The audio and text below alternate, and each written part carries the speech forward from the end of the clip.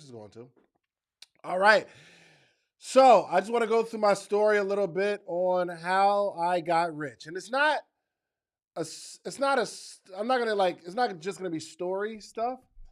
Some of my story you've heard or you read my book, but um, there are very specific things. As I sat down last week and I was thinking about this title, thinking about this call today, I was like, man, so many things happen, especially from the time when I wasn't really thinking that it was possible for me, or I felt like financial success was this. I like this example, like a gated community. Like you just can't get in unless somebody like gives you some money or you get lucky. Because there was so many things in the world that would prevent me from getting my background, my education, the fact that I don't have certain connects, I don't have any I didn't have any real talents. When I was rapping, I did a little bit, but I'm talking about when I was working at the Cheesecake Factory, I didn't have any real skill sets or talent. So hopefully today inspires you wherever you are in your life financially, wherever you are in your life in terms of like your career path, whether you have a job, you're an entrepreneur. Um, I want to like just go through some very specific things that help me become, I guess, financially successful. Okay, y'all good so far? Is it all right that we talk about money? And I know that success and rich even is not necessarily financial, but I want to go through that story a little bit because I woke up one day, I was like, yo, I can't even believe it. I can believe it because I actually did the things that I needed to be done. But back in the day, when you do the things that you think are going to help you succeed, it's not as effective, and you start to feel that all of it is for nothing. I was at my church yesterday, and I had this. It wasn't a weed whacker, but it was like a long. Y'all know I'll do a whole lot of this. The only like stuff like this I do is at my church, right? So where everybody comes together and everybody has something. So it's like this long chainsaw type thing, and it cuts the hedges. But we were in this. I don't even know what to call it, but we had to cut down some of the weeds, tall tree stuff. So I have the little machine, and I'm whacking. Actually, my arm actually still hurts. I'm hitting it like knocking down all these tall grasses. I don't know how to describe it, but like I'm taking a little saw thing and I'm hitting that joint and cutting down the trees. It wasn't trees; it was like tall grass, but it seemed like trees. And I began to get so tired and so exhausting because I'm like ah and I feel like I'm doing something, but after a few moments of that, you get tired, you get exhausted. And then I looked at my brother Eric, and he said, do it a certain way. And he had so much patience with me, and he's showing me how to do it. And I realized that if I do it the right way, then I'll get more done. It'll be less exhausting. But as I was just going at it, I'm just grinding on this thing. And eventually I get tired, I get burnt out, and then I look at the work that I did and I'm like, I didn't even do much. But I had someone to teach me, hey, do it this way. And then throughout the process of me doing it for an extended period of time, I'm like 15, 20 minutes in, I start to understand some things about this process. And it becomes easier, and you find certain ways to be effective. Y'all know you do something for a long time, you start to find better ways to be effective, even if nobody teaches you.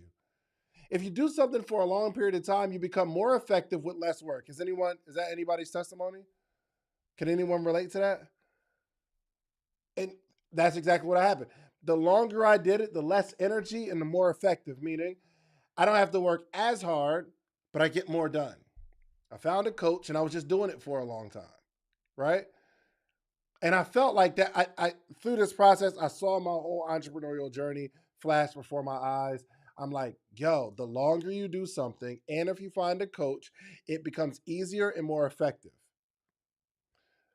The first thing I did when I was working at the Cheesecake Factory, well, really before the Cheesecake Factory, really, it was like my Olive Garden security job days. So I was working them both.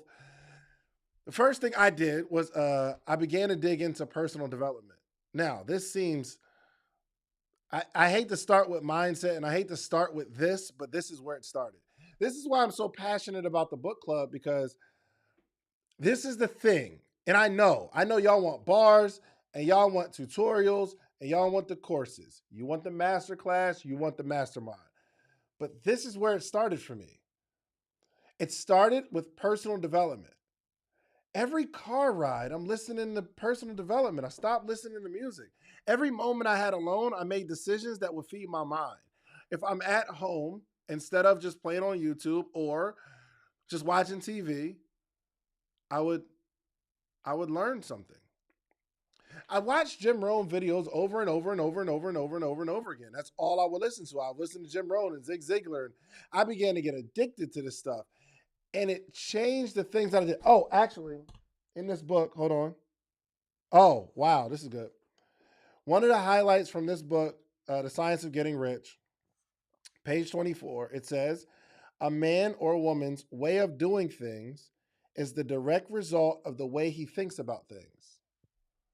A man's way of doing things is the direct result of the way he thinks about things. The way I was doing things is a direct result of the way I was thinking about things. But what affects the way you think about something? What affects the mindset? I try to stay away from even using the word mindset because it's so cliche, and I hate that mindset is so cliche because that's the whole game. That's, somebody just put it in the chat, the whole game. Not part of the game, not a piece of the game. It's the whole game. Mindset. I'm telling you, I so wish you guys could like really, really grasp this concept. It's the whole game. There is no other game being played. The way you look at things, the way you see it is your results are a direct result of the way you've done a certain thing, your activity. But your activity is driven by the way you think about things. So if you are not thinking that personal development is important, you are not going to personally develop, meaning you're going to do some other things. What's crazy is when I started to personally develop, when I started to read books and I started watching these motivational videos and listening to these motivational audios, what happened was the way I saw the people that I was hanging out with changed. I didn't change. They didn't change. What changed was what went in my head and what I saw. It's not like they're dressing differently. It's not like they started doing something else. The thing that they were doing on a consistent basis started to change in my eyes, the way I saw them. I never asked myself the question, why are we going to the club again? I just started to see it. It's so crazy. It's not like the video that I watched or the audiobooks or the books that I read said, don't hang out with your friends. It's not like the book said, do not go out and drink. Do not be chasing the ladies out. It didn't say that. The books just started to teach me about my mindset and what I'm doing with my money. And I started to see money differently. Whatever you're pouring into your brain will create the way you think, and the way you think affects what you do, and what you do affects your results, period. For all the people that get up every single morning, Monday through Friday, I'm telling you, I don't know if you even notice it, or you may not notice it the first week. That's why some people may join and then quit the first month, because you came a couple of days and you didn't get a chance to have your mindset be changed, because now the morning meetup is fighting with whatever you do at 9 o'clock. So if you're on this call, let's say twice a week, but you're around negative influences and you're on Instagram all day, 5 days a week, on the Shade Room, on Spiritual World, on YouTube, just looking at videos, this call is not necessarily going to help you, because it's too big of a fight. The information that Brenda's giving you or all the other speakers are giving you, we can't fight against all the stuff that you're putting in your brain on a regular basis, every day, all day. So what happened was, as I started to like personally develop, the way I started approaching my job was different. So for some reason, it was okay if I had an evening shift. Let's say my evening shift starts at 3 o'clock. It was okay to get there at 3:10. Why? Because as a server, I'm just taking over another server section. And typically, that server has some other tables. Or they have the table, and it began to like be a situation where I get there and I gotta wait for my first table because the person that I'm relieving, they still have their table. So I'm just sitting around. So 3:05, 3:10, not that bad. But as I started personally developing, as I started reading books, and I started to block out some of the nasty noise that was going on in my head, I had to be there early. It wasn't whether I was going to sit around or not. It wasn't about whether I could make more money or not. It wasn't about even me keeping my job by being on time. I started to get frustrated if I was late because I'm learning that I want to be a better person. So, the way I saw my job, the way I saw cutting corners at your job, how many, throw it in the chat, how many people you cut corners at your job? You know your job. You know it. Like there's certain things that you can do and get away with. We're going to keep it 100? There's certain corners that you can cut and everything will be okay. It's crazy as I started reading books and listening to audios and attending conferences and events, the way I looked at cutting corners changed. I did not want to cut corners. I wanted to do things the way they were supposed to be done. Not because I was going to get better tips, but because I am a person that wants to be a better person, period. So I decided that I wanted to be a better person. That was the first thing to help me get rich. I didn't see it back then. I didn't know that that was going to be the thing. But hindsight, looking back, wow, that was it. That's where it was. Okay. The next thing, I started working really, really hard, and I took all that personal development stuff and put it into action. This is now. You may be learning and growing, and you got bars for days. And if I look at your Instagram, it's very motivational. Clearly, you are personally developed. But then I realized that I was in a motivational mode where I'm telling people positive things and I'm inspiring my friends.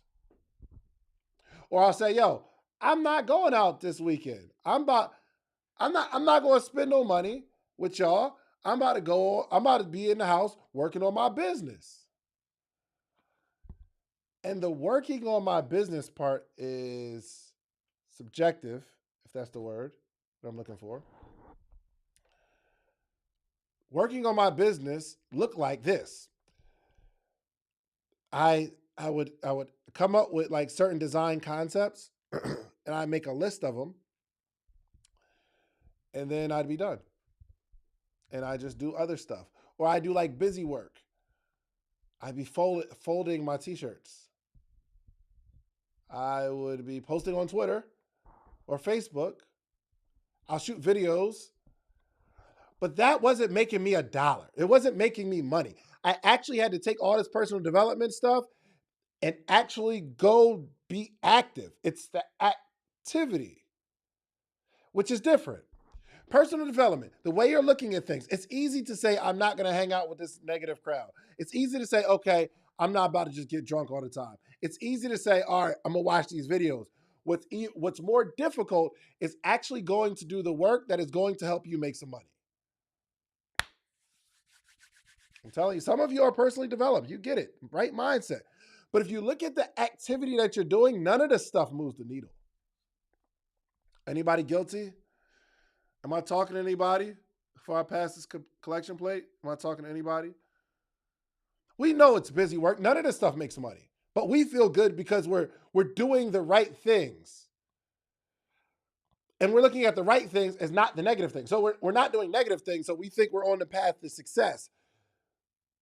Maybe, maybe. Without that activity, without actually going to grind, without going to make some money, your business is not going to move. I'm glad you don't yell at people in traffic anymore because you've been reading and personally developing. I'm so glad that you're not wasting time doing things that don't matter at all, but you're wasting time doing things that matter a little bit. It's tough to get out there with a box of t-shirts, especially me. Believe it or not, I am an introverted extrovert. So if I don't know if you understand the DISC assessment, I'm a 99I, but I'm also a 99C, meaning I'm very calculated. I Around the people that I'm around, I rocks with y'all. I am extroverted to the max. I love other human beings. But if I get in an environment where I'm not comfortable and I don't know anybody, and I feel like someone's going to have something to say about me that I can't hear, like in their mind, they're judging me, that's tough for me. So for me to take a box of t-shirts on my off day and to walk into a barbershop where I don't know anybody, or even I know one person, but there's 8 other barbers, and in my head, I think they in here like, yo, look at Hustle Man over here. I don't want them shirts. That's the thing I'm thinking in my head. So for me to walk into that barbershop or that salon or to go in an environment that's not familiar and try to sell somebody something, even though I've never ever been a salesman like that, difficult. It's a challenge. But I had to take that personal development stuff and do the stuff that is going to make me some money. So what I did was I found out my numbers and focused on consistent growth. I found out my numbers, all the numbers, how much money I was making, what are my expenses, how much am I spending, how much money am I wasting, how much money I made last week. Now I can bank that against what I'm going to make this week. So I set a goal based on last week's goal. It was consistent growth. If I sold 10 t-shirts, as long as I sold 11 the next week, I'm happy. Now my goal is 20, but I sold 11. At least I beat last week. I just focus on consistent growth. That's it. Consistent growth.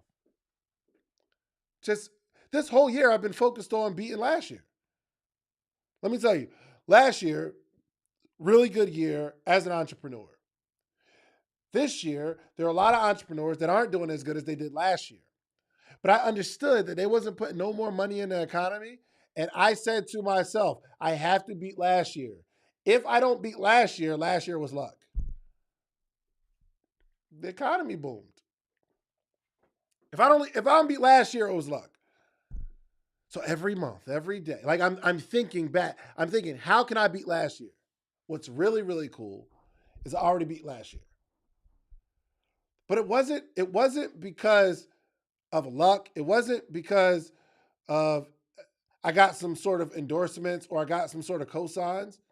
It was me identifying the numbers, finding out where I am, where I was, and how am I going to get further.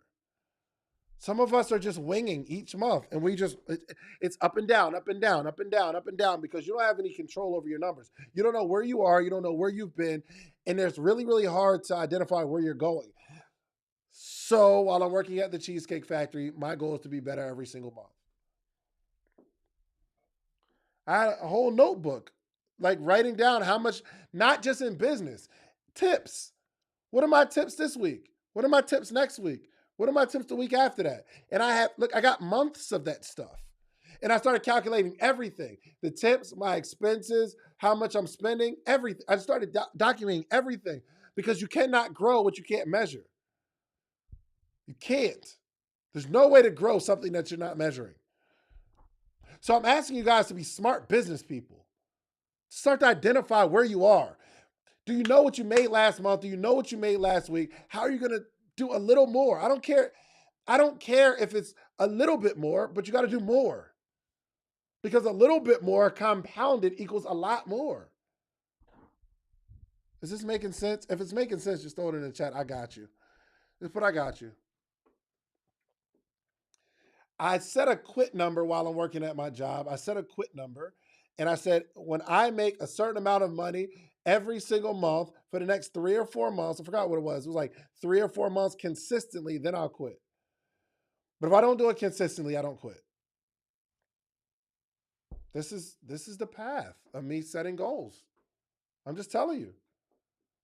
And then eventually I took all my money and I just opened a kiosk. I took all my money. I just kept betting on me. Listen, there's times I take all my rent money or all my electric bill money and I'll put it into t-shirts and then I go get it back. And that process, that cycle just never stopped. It just never stopped. I go make some money and then I buy more t-shirts, bigger amount. And then now I got to sell them. I got to be uncomfortable in these barbershops and asking my friends to buy and be it on Twitter. I'm super uncomfortable at this point, but I got to do it because I got more and more shirts and they're piling up in my living room.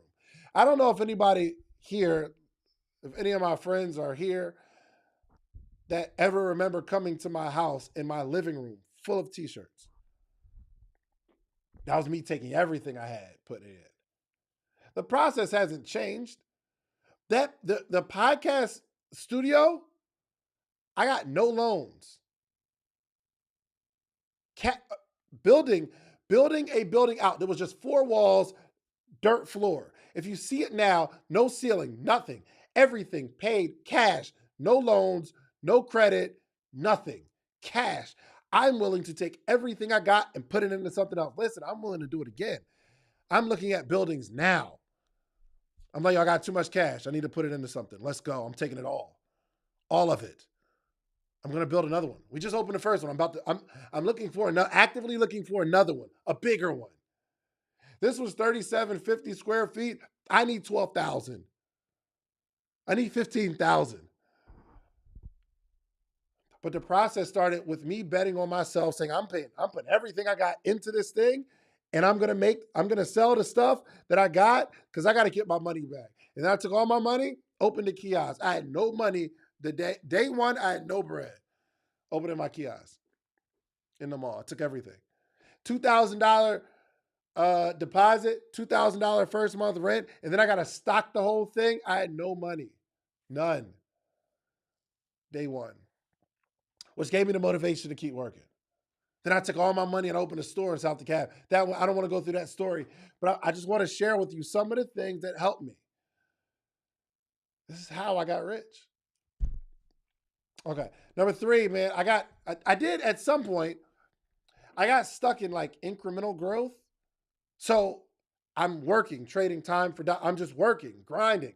It looks really, really good, but I'm not as successful as I seem online. It looks good though, because I'm selling shirts and I'll take a picture of the shirts, but it was just a grind and I'm tired and I have to wake up the next morning and I have to work and I have to wake up the next morning and I have to work. I made a post on Twitter and I'll post it on Instagram at some point when I feel comfortable, because I don't want people to take it wrong. But I hope you make enough money to be able to spend more time with your kids. Right now, you don't make enough money to spend time with your family. I understand. But some of you need some financial goals so that you can spend more time with your family, because you don't make enough. You got to keep working, because it's not passive. I work, I make money. I work, I make money. I don't work, I don't make any money. Once I saw that, I said, this has to stop.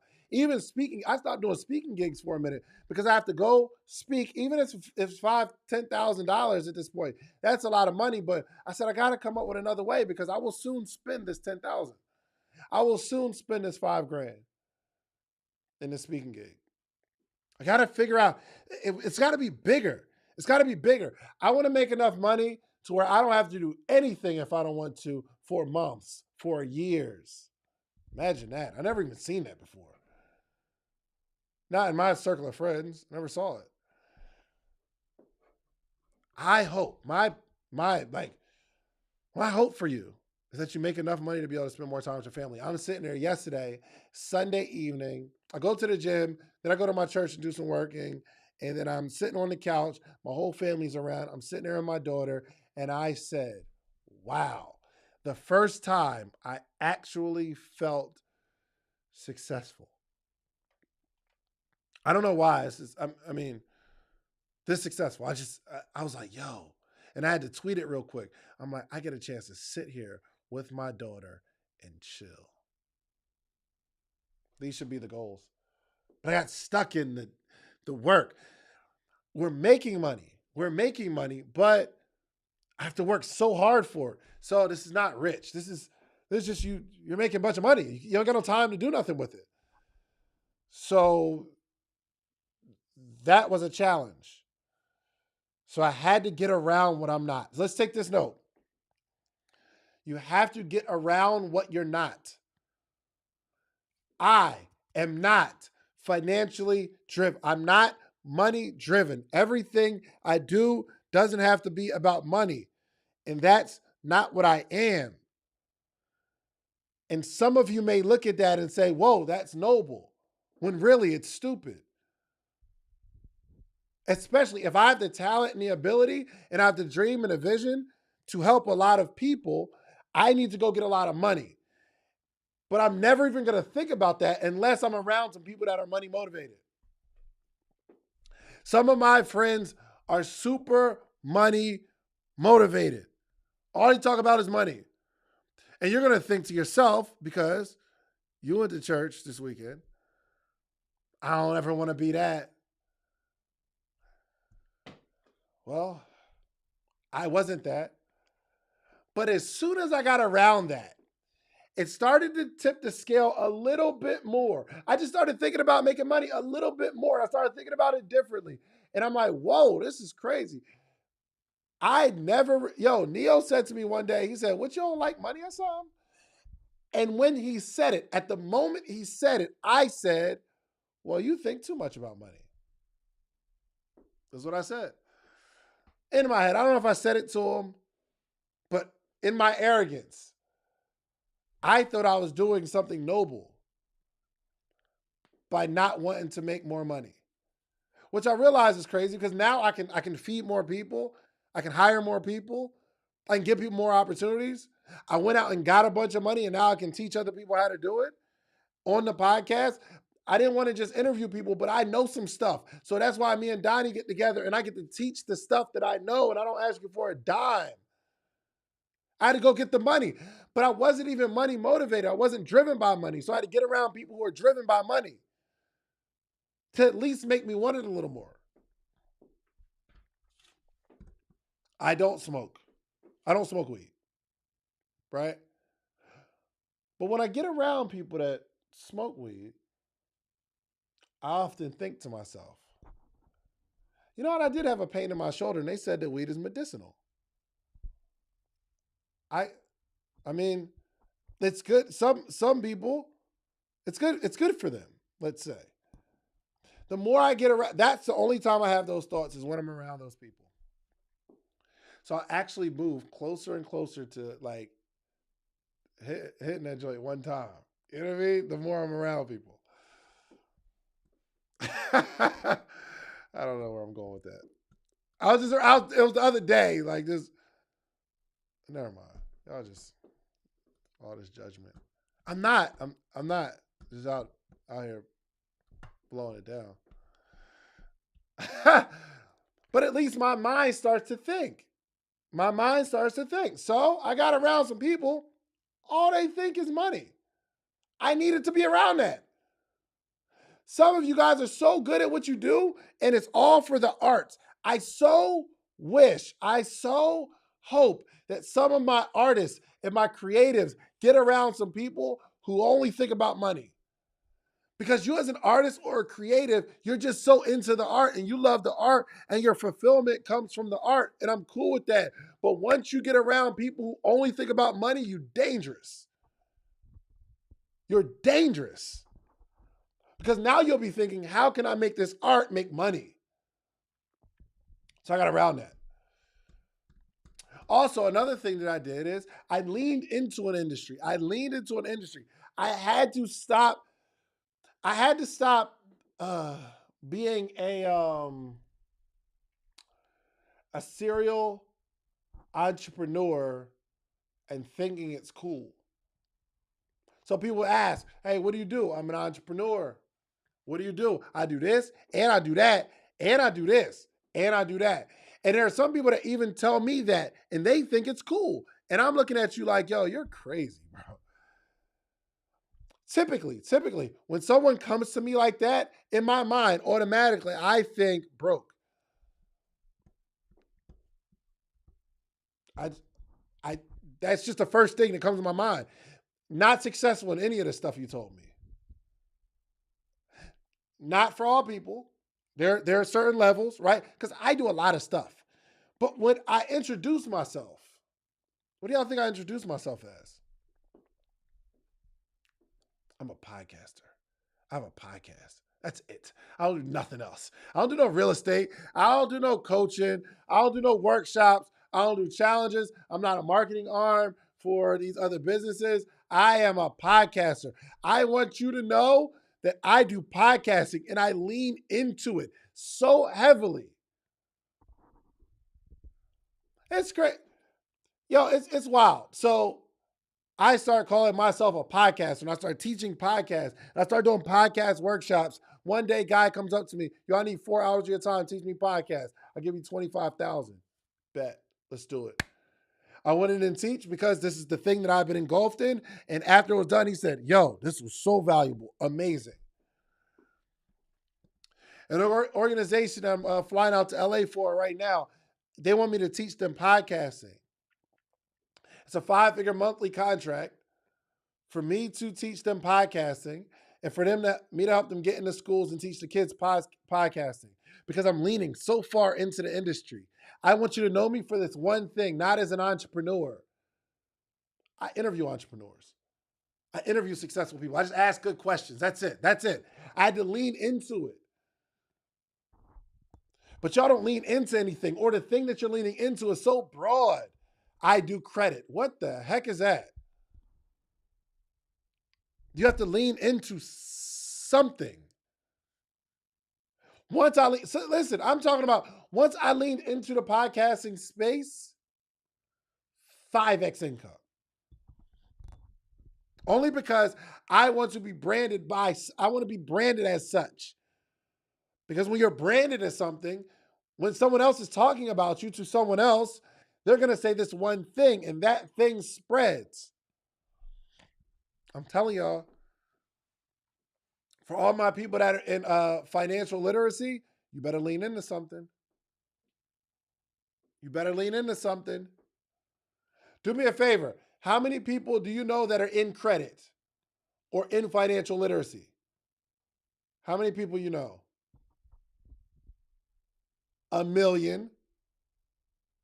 So when you say, I teach financial literacy, I'm trying to help you understand how people are looking at you. You got to pay attention to what's going on. It's an industry where you can make so much money and it's quick. You just like learn the game and it's a need, which is dope. But if you're not like a heavy marketer, if you don't understand like how to brand yourself and how to get other people results in terms of like, if you're not like owning the space like 500 has, you better lean into something. You better have some sort of gimmick.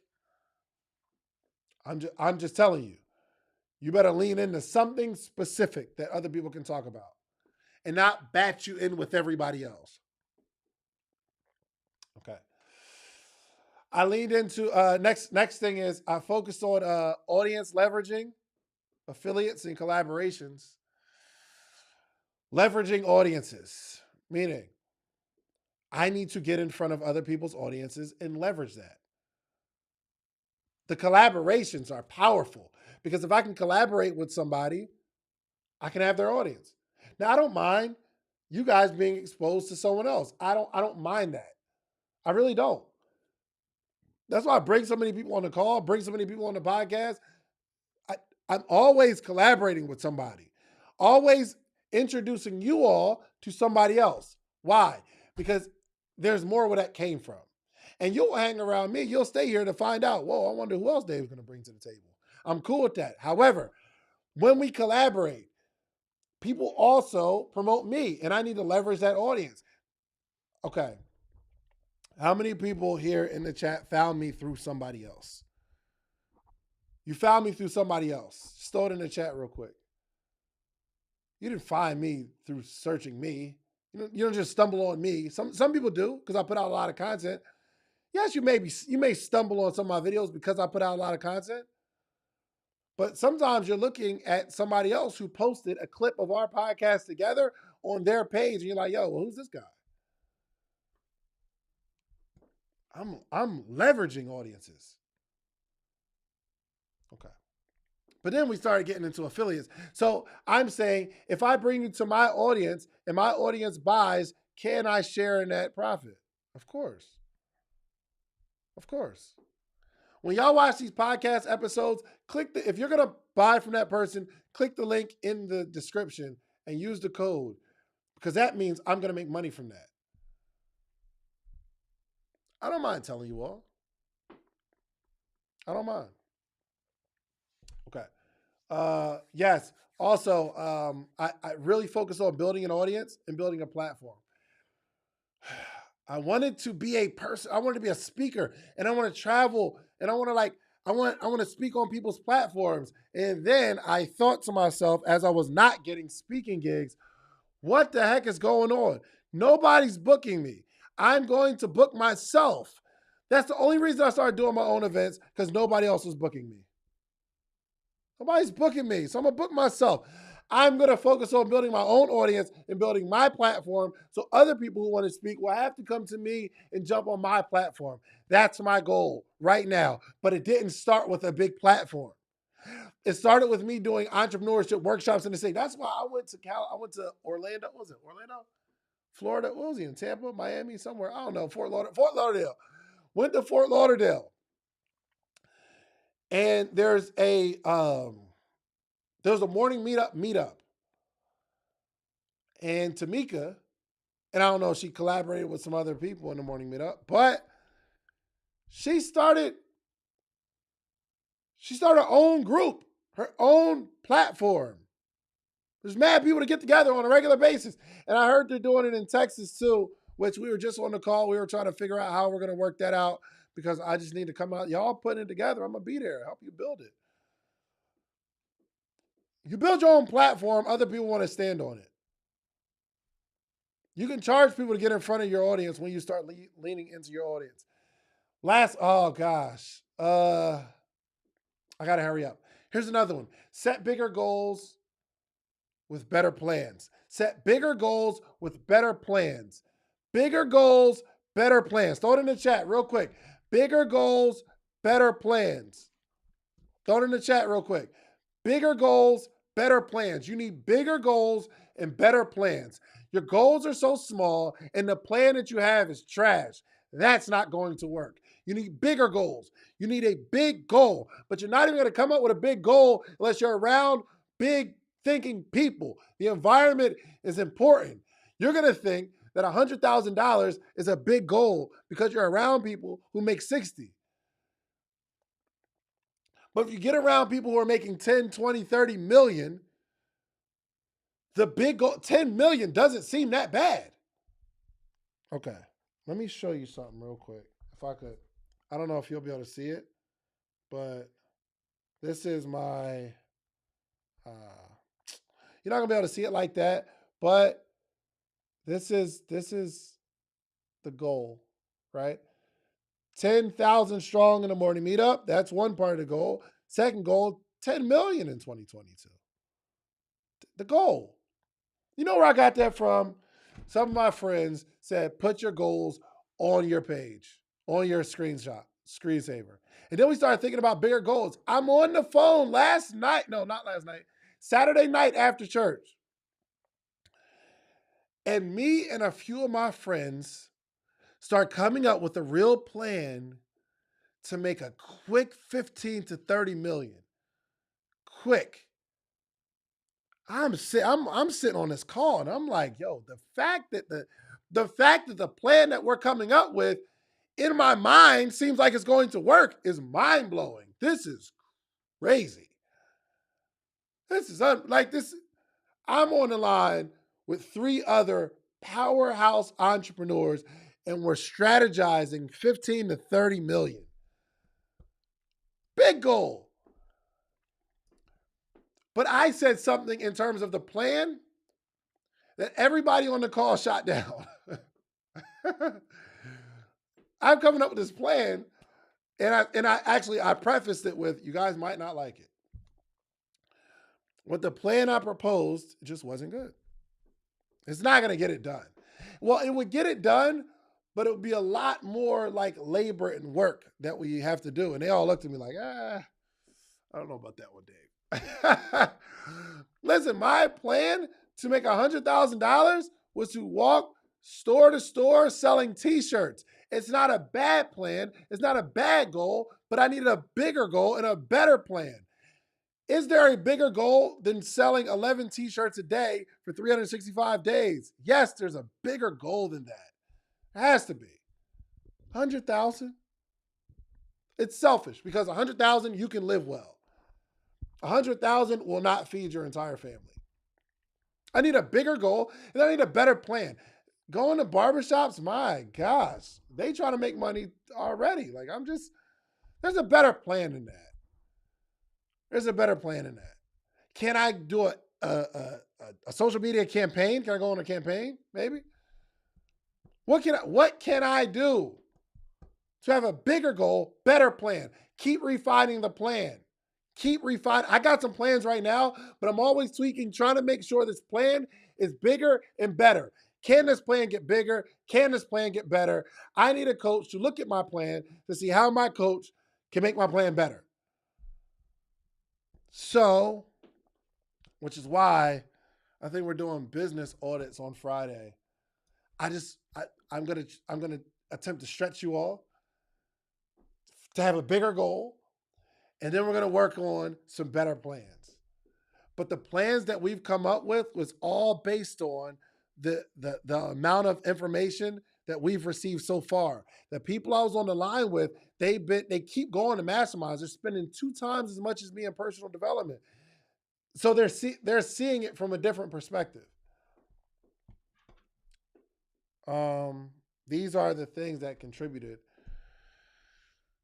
to me becoming successful.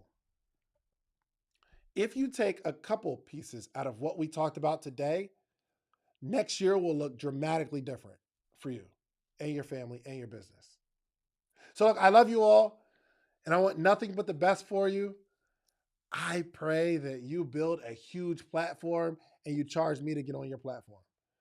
I hope that it's just your platform is so big that eventually I'm going to have to book you, and I got to pay you a lot of money because you have so much influence, you got so much information, you bring so much to the table, and I hope we're in a negotiation and you're like, yo, Dave, you got to pay me $70,000 to come speak. I'm like, dang, bro, you was just in the morning meetup. What you mean? You're like, I ain't got the time. I'm like, yo, can I give you 50? You're like, I need 75, David Lee. I hope that happens. I'm looking forward to that. All right, listen, I love you all. Make sure y'all reading the book for tonight. Brandon, the floor is yours, my sister.